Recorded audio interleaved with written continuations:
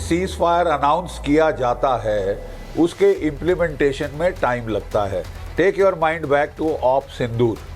Seize fire announce हुआ कोई 5-5:30 बजे और उसके आधे घंटे के अंदर पाकिस्तान के जो थे लोकल कमांडर्स वो अपने ड्रोन्स हमारी तरफ दाग रहे थे। फिर दोनों डीजीएमओ में बात हुई कि भैया बंद करो नहीं तो ये फिर शुरू हो जाएगा, ठीक है। तो फिर अगले दिन शाम तक ये कंट्रोल हो गया था। तो थोड़ा टाइम तो लगता है जब तक कि orders go down to the firing units.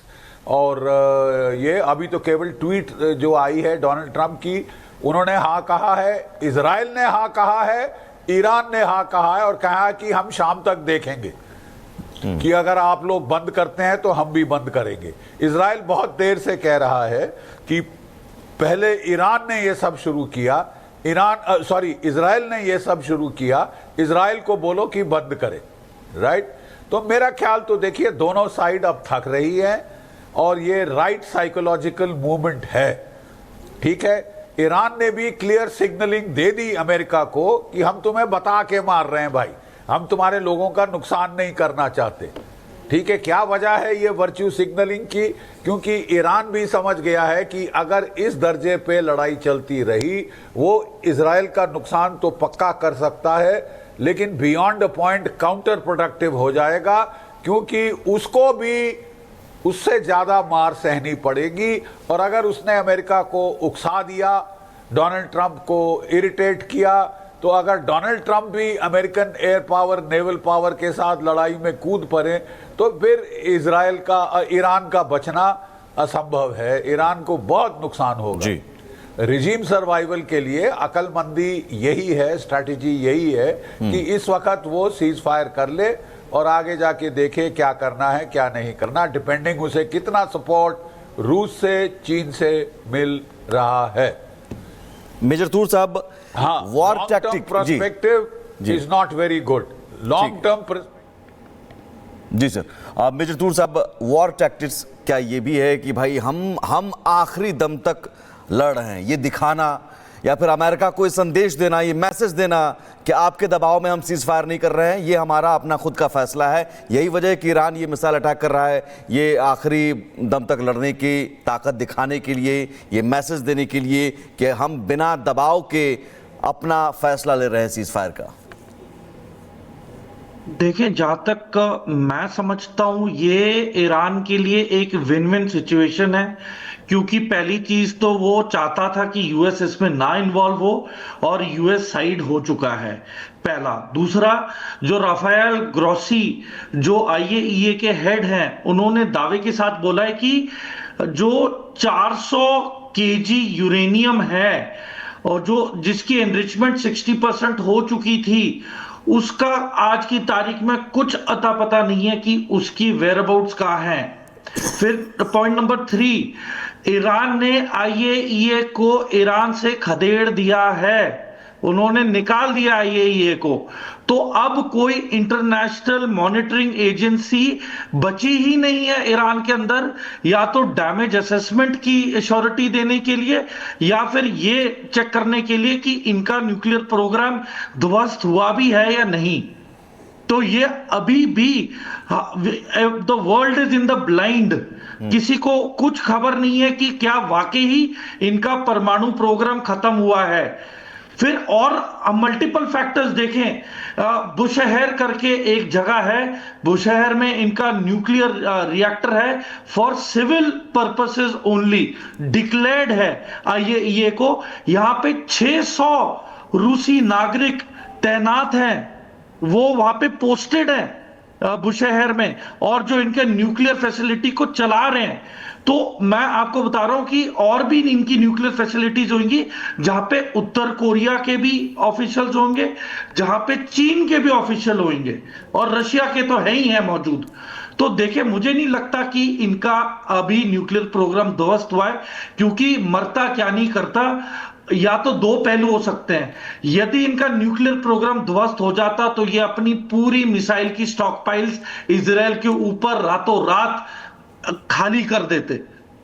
तो इनको पता है कि कंट्रोल्ड डैमेज हुआ है, इसलिए रिएक्शन भी कंट्रोल्ड है। ये कोई संकेत नहीं देना चाहते जो दुनिया को वापस जाए या अमेरिका को वापस जाए कि नहीं, इनका न्यूक्लियर प्रोग्राम इंटैक्ट है। तो इसलिए एंड एक और एडवांटेज ईरान को यह है कि मीडिया ब्लैकआउट, जिस तरीके से इजराइल ने इनके जो टीवी स्टेशंस को डिस्ट्रॉय किया है, तो बेसिकली पूरी इंफॉर्मेशन ना ईरान से बाहर जा पा रही है, और जो भी हो रहा है ईरान के अंदर जो डिस्ट्रक्शन चल रही है उसकी भी खबर दुनिया को बहुत ही लिमिटेड तरीके से पता लग रही है। अभी अभी जैसे कि सुबह बीर शिवा पे मिसाइलों का हमला हुआ है, उसी दौरान इजराइल ने भी घोषणा की है कि एक जगह है डिस्ट्रिक्ट 9, उन्होंने बोला है कि डिस्ट्रिक्ट 9 को खाली कर दिया जाए तेहरान में।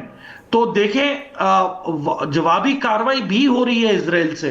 अब ये कब तक चलेगी, आप ये किस कह रहे हैं कि स्तर तक चलेगी, कार्रवाई भी हो रही है, वो देखना ईरान पड़ेगा। भी अपने आप को बिल्कुल अभी कहीं भी ये नहीं कह रहा है कि हम तैयार हैं सीज फायर के लिए, या डोनाल्ड ट्रंप लेकिन बार बार कह रहे हैं। रॉबिन सर, जरा आपके पास मैं आ रही हूँ समझने के लिए कि अभी हम क्या स्थिति माने, सीज फायर है नहीं है, क्या चल रहा है, क्योंकि अटैक्स भी हो रहे हैं, कोई मान भी नहीं रहा है सिवाय डोनाल्ड ट्रंप के।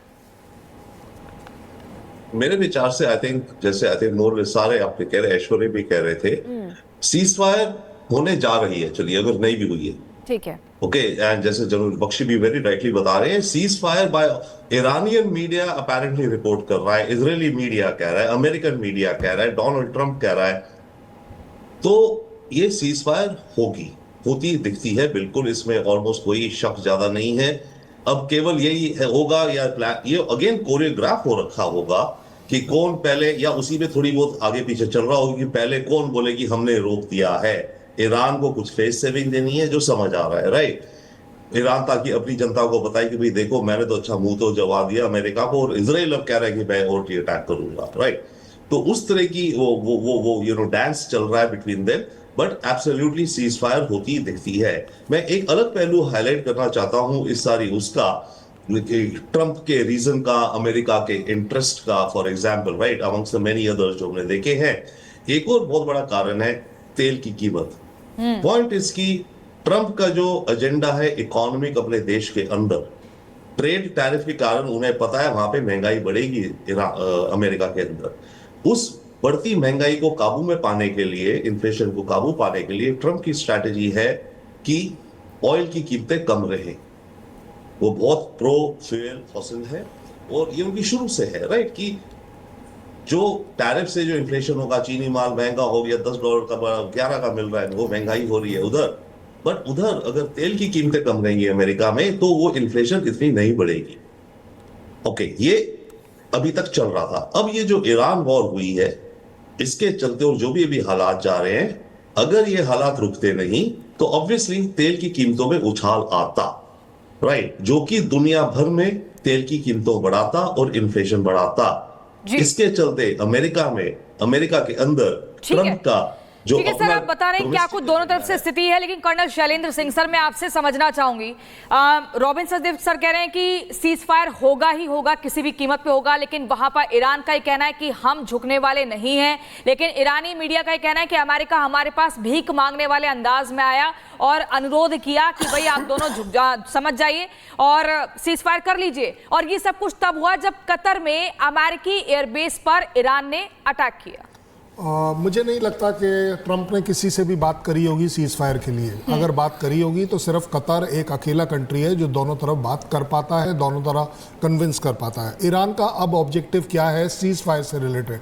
सीज फायर चाहता है, लेकिन वो अपने टर्म्स एंड कंडीशंस पर चाहता है, अपनी तरफ से चाहता है, और उसमें सबसे बड़ी कंडीशन ये है 12 घंटे तक अगर इजराइल हमारे ऊपर बमबारी नहीं करेगा तो यस, हम इसको आगे रेसिप्रोकेट करेंगे। पहली बात। दूसरी बात जो और बड़ी है, जो भी लैंग्वेज ट्रंप इस्तेमाल कर रहे हैं ना, ये मेरी लैंग्वेज में, that the flowery diplomatic language जिसको वो बोलते हैं कि मैंने कर दिया, that has got no other meaning except that yes, cease fire का एक एनवायरनमेंट जरूर बन रहा है। अब आगे बात जो वॉर से चल रही है, US doesn't want a war.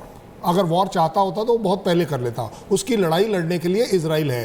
Iran also doesn't want a war, क्योंकि ईरान को मालूम है कि दोनों कंट्रीज के खिलाफ वो खड़ा नहीं रह सकता। Israel wants a war because Israel अकेला वो कंट्री है जो रियलाइज करता है कि जब तक ईरान और ईरान का खमेनी और इसकी एटीट्यूड टुवर्ड्स यहूदी जो है, क्योंकि उनकी वॉर इस बात के लिए नहीं है कि आप ईरान का इलाका खाली कर दें या ख़त्म कर दें, उनका इरादा सिर्फ एक और एक है कि यहूदी इस ज़मीन के ऊपर नहीं रहने चाहिए। इसलिए आप पाते हैं कि Israel is definitely on a war.